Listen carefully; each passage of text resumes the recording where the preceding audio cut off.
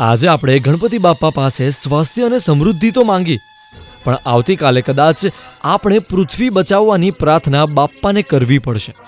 એનું રીઝન છે દિવસે ને દિવસે ગ્રીનરી ભારતમાંથી ઓછી થવી. અને આ જ કોન્સેપ્ટને લઈને સનોરા સોલારે એક અનોખું કેમ્પેન શરૂ કર્યું છે, ગ્રીન લોર્ડ ગણેશા. પહેલી એવી કંપની હશે કે જેણે પોલ્યુશન અવેરનેસને ગણપતિ બાપ્પાની સાથે જોડ્યું અને ગણપતિ બાપ્પા સાથે નેચરને પૂજવાનો એક સંદેશ આપ્યો. સનોરા સોલાર આ વર્ષે એક મિશન સાથે નીકળ્યું છે, ક્લીન એનર્જી, ગ્રીન એનર્જી. અને એટલે જ ગણેશ ચતુર્થીના આ અવસર પર આખા જ શહેરમાં સનોરા સોલારની ગ્રીન ગણપતિ વેન ફરી રહી છે.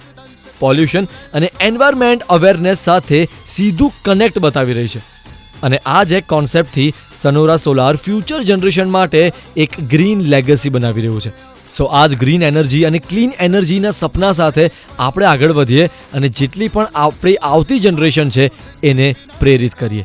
ગણપતિ બાપ્પા મોર્યા.